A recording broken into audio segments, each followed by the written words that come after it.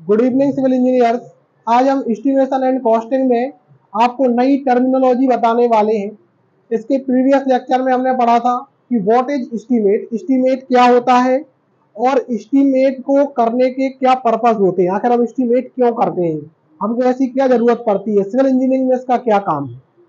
तो हमने वो पर्पज उसके देख लिए थे। अब इसके टाइप और इसके आगे जाने के पहले हम आपको तीन टर्मिनोलॉजी बताना चाहते हैं।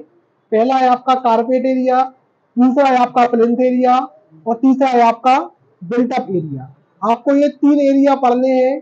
इनके बाद आपको एक शॉर्ट न्यूमेरिकल कराएंगे, छोटा सा न्यूमेरिकल, दो न्यूमेरिकल कराएंगे, एक मैं आपको करा दूंगा तो एक आपसे कहूंगा कि अब आप लोग कीजिए। इससे आपको थोड़ा क्लियर हो जाएगा कि एस्टीमेट में हम कहाँ जाने वाले हैं, कि हमारी लाइन क्या है। तो सबसे पहले हम देखते हैं कारपेट एरिया के बारे में। कारपेट एरिया क्या होता है, व्हाट इज कारपेट एरिया। तो कारपेट एरिया क्या होता है, the area of the floor. किसी भी आपके पास कोई फ्लोर है, आपके पास घर है, मकान है, बिल्डिंग है, उसका वह एरिया जो आपका क्या हो रहा है, यूज हो रहा है एज अ कारपेट। कारपेट का मतलब समझते हैं, कारपेट मतलब होती है चटाई, जहां पे अपनी चटाई बिछा सके। मतलब वह एरिया जो आपका क्या है, टोटली यूजेबल है, जिसको आप सीधा सीधा यूज कर रहे हैं और जिसमें एरिया ऑफ वॉल्स इंक्लूड ना हो। मान लो ये हमारी क्या है, रूम है, क्या है हमारा, रूम है। तो इसका कारपेट एरिया क्या होगा, दीवार से आगे का एरिया, जितना एरिया हम देख पा रहे हैं, जितना एरिया हमारा यूजफुल है, जो एरिया हमारा क्या है, यूजफुल है, जिसका हम यूज कर पा रहे हैं, वो हमारा क्या कहलाता है, कारपेट एरिया कहलाता है। कारपेट एरिया में वॉल्स का और कॉलम का एरिया इंक्लूड नहीं होता है। ठीक है, एग्जाम्पल के तौर पे मान लीजिए ये आपका क्या है, एक रूम है या बिल्डिंग है, कोई भी चीज है, और इसमें ये क्या है, आपकी वॉल्स है। कितनी आपकी क्या है, वॉल्स है, एक्सटर्नल वॉल है आपकी, क्या है, ये आपकी एक्सटर्नल वॉल है। ये आप देख सकते हैं एक्सटर्नल वॉल है। तो वह एरिया जो आपका क्या हो रहा है, वह एरिया जो आपका यूज में आ रहा है, वह एरिया जिसको आप यूज कर पा रहे हैं, यूज में आ रहा है, वो एरिया आपका क्या कहलाएगा, कारपेट एरिया कहलाएगा। Which excluded the area of the wall, जिसमें दीवार का एरिया इंक्लूड नहीं है। दीवार का एरिया जिसमें हम कंसीडर नहीं कर रहे हैं, वो हमारा क्या कहलाएगा, कारपेट एरिया कहलाएगा। कारपेट एरिया में ना तो कोई ओपन स्पेस आ रहा है। अब कारपेट एरिया में क्या क्या आता है, आपके जितने रूम्स है, मान लो कोई बिल्डिंग है, बिल्डिंग में जितने रूम है, तो रूम का आप क्या करते हो, यूज करते हो। वॉशरूम है, टॉयलेट है, उसका आप क्या करते हो, यूज करते हो। और आपके क्या है, मान लो कोई डाइनिंग रूम है, जिनका आप यूज कर रहे हो, वो आपका किस में आ जाता है, कारपेट एरिया में आ जाता है। ठीक है, यदि हम देखें तो आप देख सकते हैं कारपेट एरिया में क्या आ जाएगा, इसको हम कहते हैं स्मॉल एल और इसको हम कहते हैं स्मॉल बी।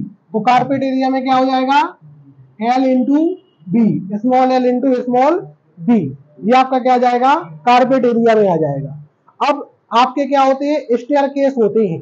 स्टेयर केस मतलब सीढ़ियां। स्टेयर केस आपके कारपेट एरिया में नहीं आते, क्योंकि वो आपके यूज कर, वहां पे आप कारपेट नहीं बिछा सकते, यूजफुल नहीं है आपका, उसको आप यूज नहीं कर पा रहे हो, ऊपर नीचे आने जाने के लिए है। ओपन स्पेस है, जो क्या रहता है, ओपन स्पेस होता है, खुला आंगन, कोर्ट यार्ड होता है। एक शब्द आपने सुना होगा, कोर्ट यार्ड। कोर्ट यार्ड मतलब क्या होता है, आंगन। क्या होता है, आंगन। आप इसको देख सकते हैं, यदि आपको पता नहीं है तो। कोर्ट यार्ड, कोर्ट यार्ड मतलब होता है आंगन जिसके ऊपर छत नहीं होती है, जो दीवारों से घिरा हुआ होता है लेकिन उसमें छत नहीं होती है, वो कोर्ट यार्ड कहलाता है, आंगन कहलाता है। ठीक है, तो कोर्ट यार्ड का एरिया भी कारपेट एरिया में नहीं आता। मतलब केवल वो यूजफुल एरिया, वो यूजफुल एरिया जिसको आप यूज कर पा रहे हैं, वो आपका कारपेट एरिया होगा। उसमें दीवार का एरिया नहीं लिया जाएगा। भाई दीवार का एरिया आप कहाँ यूज कर रहे हो, वो तो एरिया दीवार ने क्या है, घेर के रखा हुआ है, आपके तो कोई यूज में नहीं है, तो हमारा क्या कहलाएगा, कारपेट एरिया कहलाएगा। इतनी बात समझ में आई। इसके बाद अब हम देखते हैं प्लिंथ एरिया। इसमें आप देख सकते हैं एल इंटू बी, और आप देख सकते हैं excluding the area of wall, excluding the area of wall, मतलब ये दीवार का एरिया इंक्लूड नहीं करता। कारपेट एरिया के लिए सीधा सीधा कहा जाता है तो दीवार का एरिया इंक्लूड ना करें। आपने देखा है, आप अपने घरों में गैलरी होती थी पहले, अब तो नहीं होती है, लेकिन पहले गैलरी दी जाती थी। गैलरी, तो गैलरी जो दी जाती थी, पैसेज होता था, उस गैलरी को भी आप कारपेट एरिया में इंक्लूड नहीं करते, वो भी आप यूज करेंगे। यूज का तो क्या है, रूम है आपका, रूम है, टॉयलेट है, डाइनिंग रूम है, पूजा घर है, ये सारी चीजें आपकी यूज की है, बाकी और कोई आपकी यूज की नहीं, ओपन स्पेस आपका यूज कर नहीं है, तो वो आप इसमें नहीं लेते। और दीवार का एरिया तो बिल्कुल नहीं लेना है। और यदि मान लो आपका बहुत, ये पूरा क्या है, पूरा पूरा आपका क्या है, मान लो बिल्डिंग है, अब बिल्डिंग के अंदर की जो जैसे रूम है आपका, तो उन रूम की दीवारें तो इंटरनल वॉल्स आप ले सकते हैं, बात नहीं करो, इंटरनल वॉल्स आप ले सकते हो, लेकिन एक्सटर्नल वॉल्स नहीं ले सकते हो। मतलब ये पूरा पूरा घर है तो घर के बाहर की दीवारें आपने नहीं ली।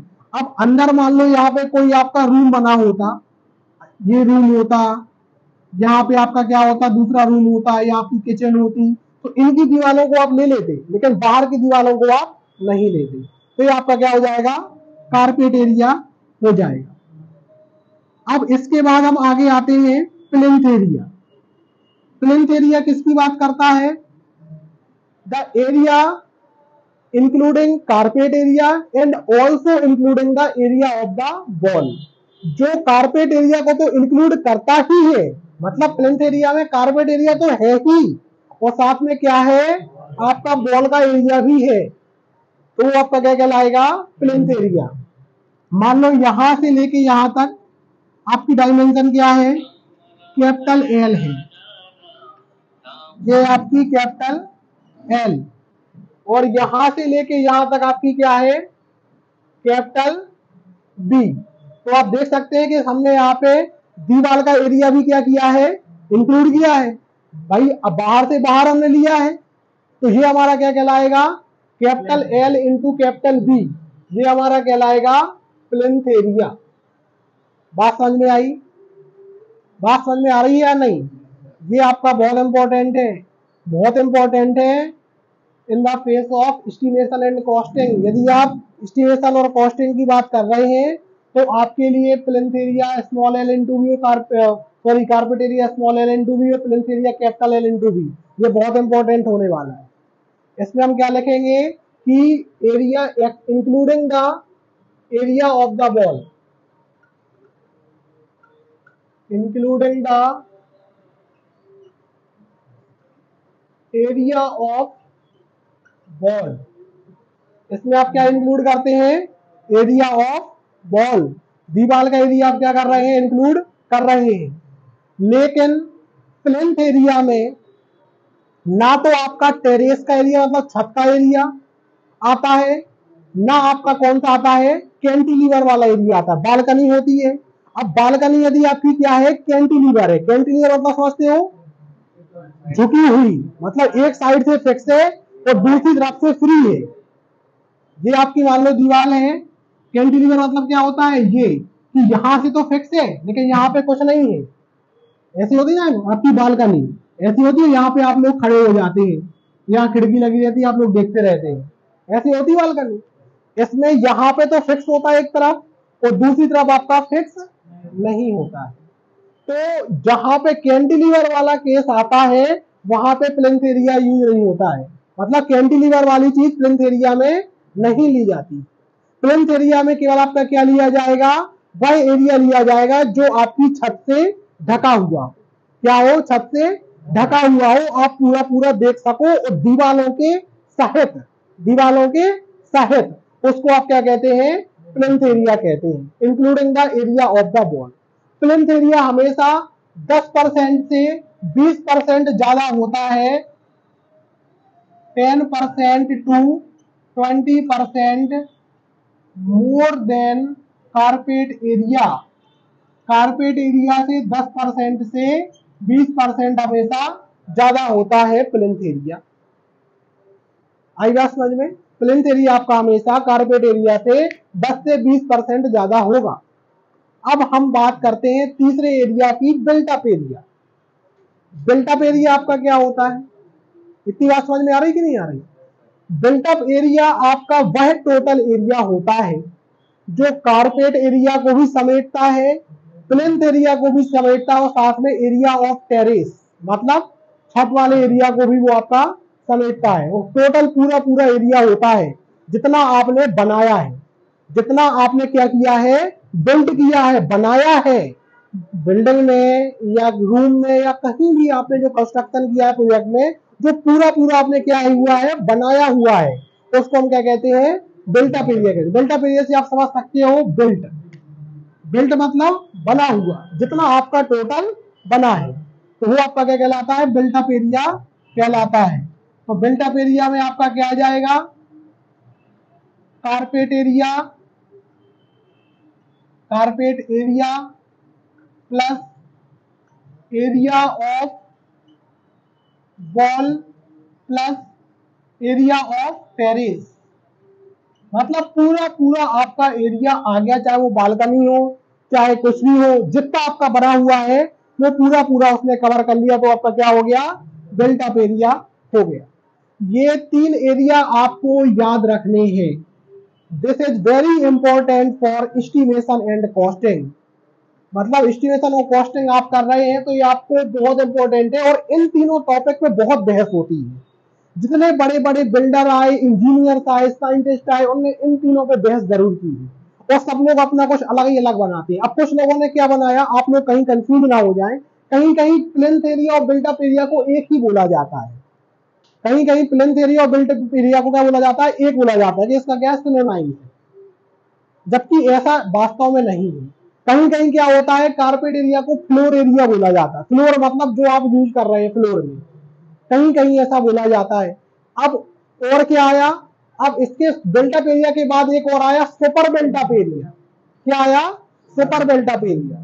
सुपर बिल्ट अप एरिया क्या कहता है, यदि मान लो आपने बहुत बड़ी क्या बनाई है, एक कॉलोनी बनाई है, अब कॉलोनी में आपके टेंपल भी होते हैं, प्लेग्राउंड भी होता है, स्विमिंग पूल भी होता है, तो वो कह रहा नहीं तो पूरा पूरा हम इंक्लूड करेंगे, वो सुपर बिल्ट अप एरिया होगी। और बिल्ट अप एरिया क्या कह रहा है, जितना बना हुआ है, केवल बनी क्या है, मल्टी बनी हुई है, आप देख सकते हैं बिल्डिंग बनी हुई है, तो बिल्डिंग बनी है केवल, तो उसने कह दिया ये बना हुआ तो ये नहीं रहे, वो कह रहा सामने रोड भी तो बना है। तो इनमें बहुत बहस होती है।